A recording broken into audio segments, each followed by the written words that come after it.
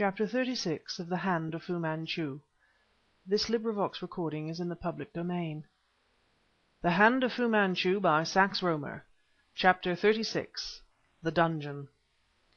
We were out in the corridor now, Smith showing the way with the light of his electric pocket lamp. My mind was clear enough, but I felt as weak as a child. "You look positively ghastly, old man," rapped Smith, "which is no matter for wonder. I have yet to learn how it happened that you are not lying insensible, or dead as a result of the drugged wine. When I heard someone moving in your room, it never occurred to me that it was you." "Smith," I said, "the house seems as still as death. You, Karamaneh, and myself are the only occupants of the east wing. Homopoulo saw to that." "Then he is a member of the Si Fan, a creature of Dr. Fu Manchu. Yes, beyond all doubt. Sir Lionel is unfortunate, as ever, in his choice of servants. I blame my own stupidity entirely, Petrie, and I pray that my enlightenment has not come too late." "What does it all mean? What have you learnt?" "Mind these 3 steps," warned Smith, glancing back. I found my mind persistently dwelling upon the matter of that weird rapping, Petrie, and I recollected the situation of Sir Lionel's room on the southeast front. A brief inspection revealed the fact that, by means of a kindly branch of ivy, I could reach the roof of the east tower from my window. "Well?" "One may walk from there along the roof of the southeast front, and by lying face downwards at the point where it projects above the main entrance, look into Sir Lionel's room." "I saw you go." "I feared that someone was watching me, but that it was you I never supposed. Neither Barton nor his man are in that room, Petrie. They have been spirited away. This is Karamaneh's door." He grasped me by the arm, at the same time directing the light upon a closed door before which we stood. I raised my fist and beat upon the panels. Then, every muscle tensed and my heart throbbing wildly, I listened for the girl's voice. Not a sound broke that deathly silence except the beating of my own heart, which I thought must surely be audible to my companion. Frantically I hurled myself against the stubborn oak, but Smith thrust me back. "Useless, Petrie," he said, "useless. This room is in the base of the east tower. Yours is above it and mine at the top. The corridors approaching the 3 floors deceive one, but the fact remains. I have no positive evidence, but I would wager all I possess that there is a stair in the thickness of the wall, and hidden doors in the panelling of the 3 apartments. The Yellow group has somehow obtained possession of a plan of the historic secret passages and chambers of Graywater Park. Homopoulo is the spy in the household, and Sir Lionel, with his man Kennedy, was removed directly the invitation to us had been posted. The group will know by now that we have escaped them, but Karamaneh—" "Smith!" I groaned. "Smith, what can we do? What has befallen her?" "This way," he snapped. "We are not beaten yet." "We must arouse the servants." "Why? It would be a sheer waste of precious time. There are only 3 men who actually sleep in the house, excepting Homopoulo, and these are in the northwest wing. No, Petrie, we must rely upon ourselves." He was racing recklessly along the tortuous corridors and up the oddly placed stairways of that old world building. My anguish had reinforced the atropine which I had employed as an antidote to the opiate in the wine, and now my blood, that had coursed sluggishly, leapt through my veins like fire, and I burned with a passionate anger. Into a large and untidy bedroom we burst. Books and papers littered about the floor. Curios, ranging from mummied cats and ibises to Turkish yataghans and Zulu assegais, surrounded the place in riotous disorder. Beyond doubt this was the apartment of Sir Lionel Barton. A lamp burned upon a table near to the disordered bed, and a discoloured Greek statuette of Orpheus lay overturned on the carpet close beside it. "Homopoulo was on the point of leaving this room at the moment that I peered in at the window," said Smith, breathing heavily. "From here there is another entrance to the secret passages. Have your pistol ready." He stepped across the disordered room to a little alcove near the foot of the bed, directing the ray of the pocket lamp upon the small square panelling. "Ah!" he cried, a note of triumph in his voice. "He has left the door ajar. A visit of inspection was not anticipated to night, Petrie. Thank God for an Indian liver and a suspicious mind." He disappeared into a yawning cavity which now I perceived to exist in the wall. I hurried after him, and found myself upon roughly fashioned stone steps in a very low and narrow descending passage. Over his shoulder— "Note the direction," said Smith breathlessly. We shall presently find ourselves at the base of the east tower." Down we went, and down, the ray of the electric lamp always showing more steps ahead, until at last these terminated in a level, arched passage, curving sharply to the right. 2 paces more brought us to a doorway, less than 4 feet high, approached by 2 wide steps. A blackened door, having a most cumbersome and complicated lock, showed in the recess. Nayland Smith bent and examined the mechanism intently. "Freshly oiled," he commented. "You know into whose room it opens." Well enough I knew, and detecting that faint, haunting perfume which spoke of the dainty personality of Karamaneh, my anger blazed up anew. Came a faint sound of metal grating upon metal, and Smith pulled open the door, which turned outward upon the steps, and bent further forward, sweeping the ray of light about the room beyond. "Empty, of course," he muttered. "Now for the base of these damned nocturnal operations." He descended the steps and began to flash the light all about the arched passageway wherein we stood. "The present dining room of Graywater Park lies almost due south of this spot," he mused. "Suppose we try back." We retraced our steps to the foot of the stair. In the wall on their left was an opening, low down against the floor and little more than 3 feet high. It reminded me of some of the entrances to those seemingly interminable passages whereby one approaches the sepulchral chambers of the Egyptian pyramids. "Now for it," snapped Smith. "Follow me closely." Down he dropped, and having the lamp thrust out before him, began to crawl into the tunnel. As his heels disappeared, and only a faint light outlined the opening, I dropped upon all fours in turn, and began laboriously to drag myself along behind him. The atmosphere was damp, chilly and evil smelling.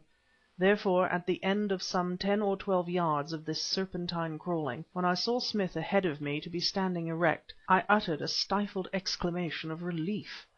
The thought of Karamaneh having been dragged through this noisome hole was one I dared not dwell upon.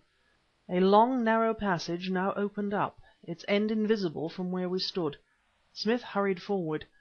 For the first 30 or 40 paces the roof was formed of massive stone slabs, then its character changed. The passage became lower, and one was compelled frequently to lower the head in order to avoid the oaken beams which crossed it. "We are passing under the dining room," said Smith. "It was from here the sound of beating first came." "What do you mean?" "I have built up a theory which remains to be proved, Petrie. In my opinion a captive of the Yellow group escaped to-night and sought to summon assistance, but was discovered and overpowered." "Sir Lionel?" "Sir Lionel, or Kennedy. Yes, I believe so. Enlightenment came to me. I understood the pitiable condition into which the Greek butler had been thrown by the phenomenon of the ghostly knocking. But Smith hurried on, and suddenly I saw that the passage had entered upon a sharp declivity, and now both roof and walls were composed of crumbling brickwork. Smith pulled up and thrust back a hand to detain me. "Sh!" he hissed, and grasped my arm. Silent, intently still, we stood and listened. The sound of a guttural voice was clearly distinguishable from somewhere close at hand. Smith extinguished the lamp. A faint luminance proclaimed itself directly ahead.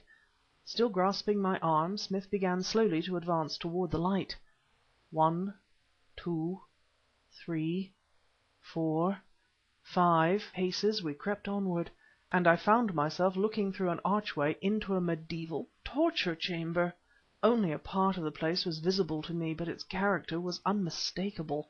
Leg irons, boots, and thumbscrews hung in racks upon the fungi-covered wall. A massive iron-studded door was open at the further end of the chamber, and on the threshold stood Homopoulo, holding a lantern in his hand. Even as I saw him he stepped through, followed by one of those short, thick-set Burmans, of whom Dr. Fu Manchu had a number among his entourage. They were members of the villainous robber bands notorious in India as the dacoits. Over one broad shoulder, slung sack-wise, the dacoit carried a girl clad in scanty white drapery.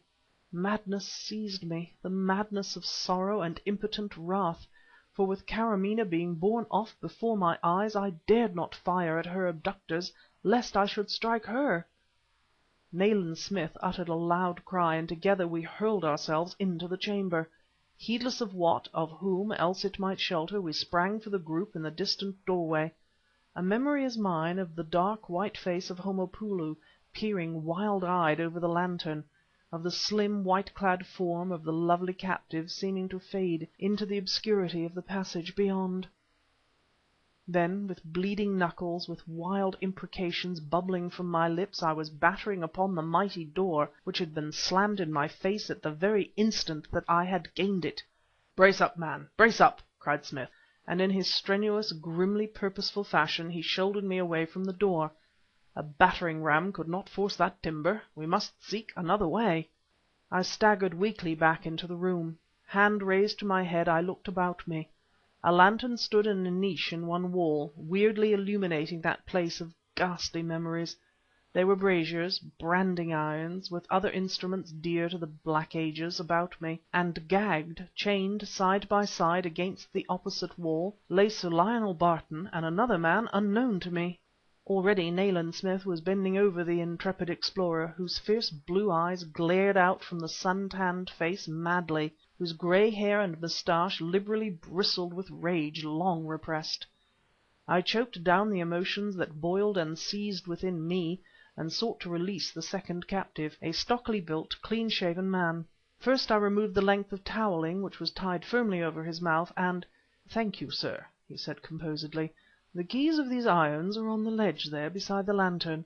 I broke the first ring I was chained to, but the yellow devils overhauled me, all manacled as I was, halfway along the passage before I could attract your attention, and fixed me up to another and stronger ring." Ere he had finished speaking the keys were in my hands, and I had unlocked the gyves from both the captives. Sir Lionel Barton, his gag removed, unloosed a torrent of pent-up wrath. "The hell fiends drugged me!" he shouted. "That black villain Homopoulo doctored my tea. I woke in this damnable cell, the secret of which has been lost for generations." He turned blazing blue eyes upon Kennedy. "How did you come to be trapped?" he demanded unreasonably. "I credited you with a modicum of brains." "Homopoulo came running from your room, sir, and told me you were taken suddenly ill and that a doctor must be summoned without delay." "Well, well, you fool!" "Dr. Hamilton was away, sir." "A false call beyond doubt," snapped Smith. "Therefore I went for the new doctor, Dr. Magnus, in the village. He came at once, and I showed him up to your room. He sent Mrs. Oram out, leaving only Homopoulo and myself there, except yourself." "Well?" "Sandbagged," explained the man nonchalantly. "Dr. Magnus, who is some kind of Dago, is evidently one of the gang." "Sir Lionel," cried Smith, "where does the passage lead to beyond that doorway?" "God knows," was the answer, which dashed my last hope to the ground. "I have no more idea than yourself. Perhaps—" He ceased speaking. A sound had interrupted him, which, in those grim surroundings, lighted by the solitary lantern, translated my thoughts magically to ancient Rome, to the Rome of Tigellinus, to the dungeons of Nero's circus. Echoing eerily along the secret passages it came, the roaring and snarling of the lioness and the leopards. Nayland Smith clasped his hand to his brow and stared at me almost frenziedly. Then "God guard her!" he whispered. "Either their plans, whenever they got them, are inaccurate, or in their panic they must have mistaken the way." Wild cries were now mingling with the snarling of the beasts. "They have blundered into the old crypt!" How we got out of the secret labyrinth of Graywater Park into the grounds, and around the angle of the west wing to the ivy-grown pointed door, where once the chapel had been, I do not know. Light seemed to spring up about me, and half-clad servants to appear out of the void. Temporarily I was insane.